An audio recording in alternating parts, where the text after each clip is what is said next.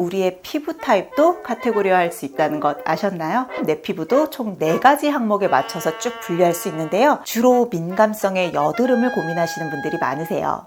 시간이 흘러서 30대가 되면 이제 40대에서 50대 정도로 접어들게 되면 피부는 더 건조해지게 됩니다. 자, 오늘은 집에서 스마트하게 홈케어하는 방법에 대해서 알려드렸어요. 네, 안녕하세요. 가정의학과 전문의 민혜연입니다. 제가 꽤 오래전에요, 저희 유튜브에 제 MBTI를 찾는 컨텐츠를 보여드린 적이 있었거든요. 저는 그때 이 MBTI라는 게 그냥 잠깐 유행하는, 좀 젊은 사람들 사이에서 유행하는 트렌드겠지? 라고 생각을 했었어요. 그런데 요즘은 오히려 처음 만나는 사람들끼리도 처음에 인사할 때 서로의 MBTI를 많이 공유하더라고요.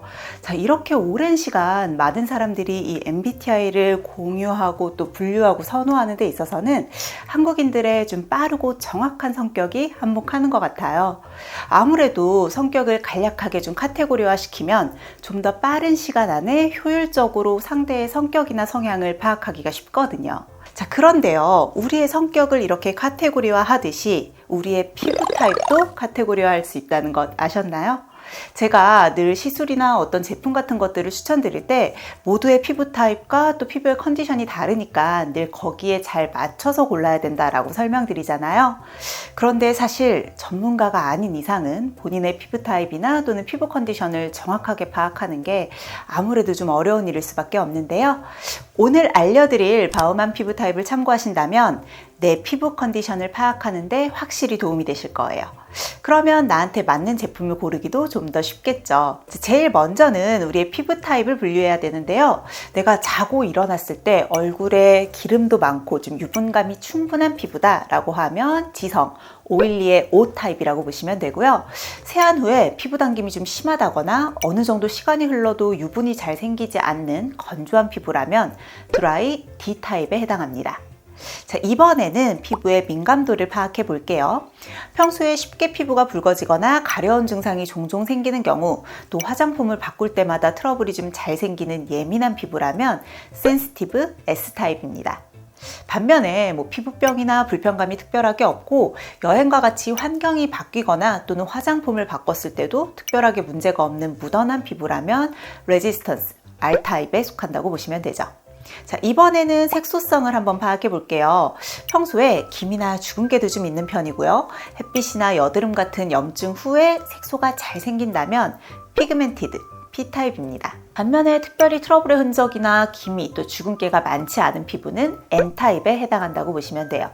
자, 마지막으로는 피부 탄력에 따른 분류인데요. 내 피부가 건조하고 좀 얇아서 주름이 깊고 자잘하게 잘 생긴다. 그러면 wrinkled W타입이라고 보시면 되고요. 반면에 다양한 표정 변화에도 주름이 잘 생기지 않는다면 타이트한 T타입이에요.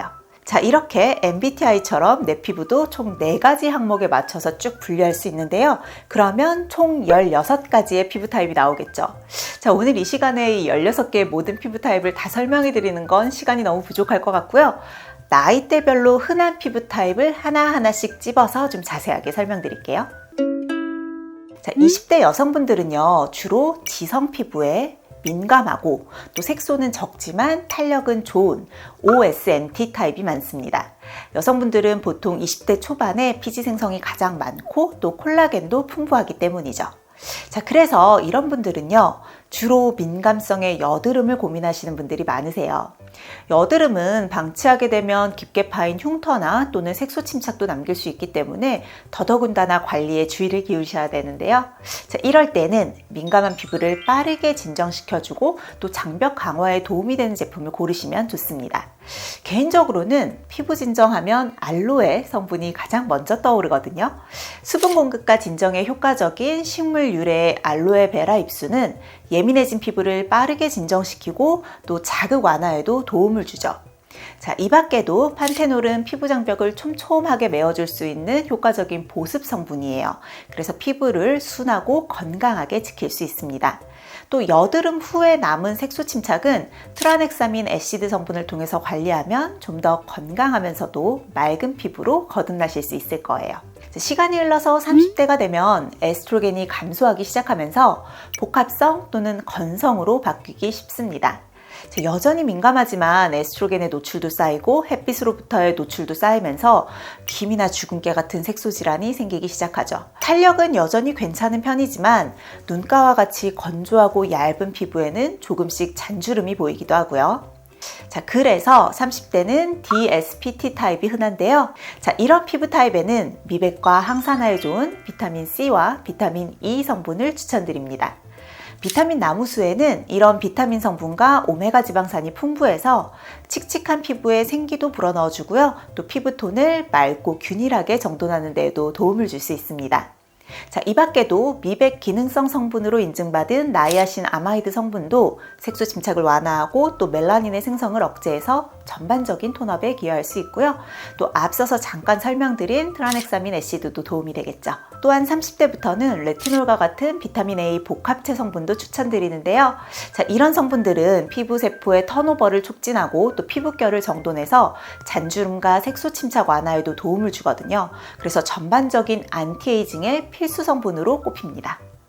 이제 40대에서 50대 정도로 접어들게 되면 피부는 더 건조해지게 됩니다. 이제 염증은 거의 없다 보니까 피부의 민감도는 나쁘지 않지만 여전히 색소가 신경 쓰이고 또 탄력이 떨어지면서 주름이 두드러지는 DRPW 타입이 많아지게 되죠. 아무래도 이때에는 피부 탄력이 가장 신경 쓰이실 거예요. 피부 탄력하면 뭐니 해도 콜라겐이죠. 그런데 콜라겐 그 자체는 단백질이라 사이즈가 워낙 커서 화장품을 통해서 피부로 흡수를 하는 게 어려워요.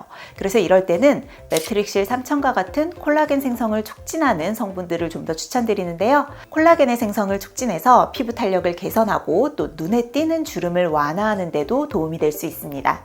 또 늘어진 모공을 잡아주는 데에는 위치하게 립스도 좋습니다. 모공 수렴과 진정작용으로 피부결을 잘 정돈하고 또 늘어진 피부를 탄탄하게 가꿔주거든요. 오늘은 간단하게 내 피부 타입을 분류해보고 또 나이대별, 피부 타입별로 잘 맞는 성분들도 추천드려봤는데요. 하지만 말씀드린 것처럼 개개인의 피부 상태는 모두 다르고요. 또 같은 사람에게서도 나이에 따라서 내가 나이 듦에 따라 피부 타입은 계속 변하게 되거든요. 내 피부 타입이 한 가지로 고정되어 있는 게 아니니까 나에게 맞는 제품을 고를 때에도 조금 더 넓은 개념으로 케어를 하시면 좋을 것 같아요. 기본적으로는 보습과 재생에 중심을 두지만 기능성 세럼 같은 경우는 한 성분만 계속 바르는 것보단 피부에 필요한 성분을 좀 골고루 넣어주는 거죠.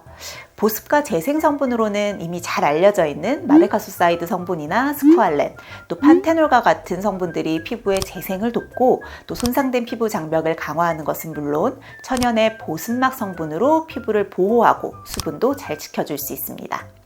기능성 세럼은요, 제가 한 번에 여러 제품을 사용하라는 의미는 아니고요. 예를 들어서 건조하면서도 색소와 탄력이 신경 쓰이는 DRPW 타입은 고영양의 제품을 2-3일 정도 간격을 사용해서 수분과 탄력을 케어해주고 또 저녁에 쓰는 제품은 미백 기능성을 사용하는 방식으로 좀 더 다양한 영양 성분을 넣어주는 거죠. 또 우리의 피부 자체가 흡수보다는 방어에 중점을 두는 기관인 만큼 고기능성 제품을 사용하실 때는 세럼의 형태로 먼저 흡수시켜주고요. 이후에 순한 모이스처라이저로 마무리해주시면 특별한 자극 없이 사용하실 수 있으실 거예요. 오늘은 집에서 스마트하게 홈케어하는 방법에 대해서 알려드렸어요. 병원에서 받는 시술도 물론 중요하겠지만 매일매일 내가 집에서 하는 케어가 내 피부를 더 건강하고 아름답게 지켜줄 수 있습니다. 올바른 피부 타입을 먼저 파악하는 것에서부터 시작하시면 좋을 것 같아요. 오늘 내용 도움이 되셨다면 구독과 좋아요, 알림 설정까지 꼭 해주세요.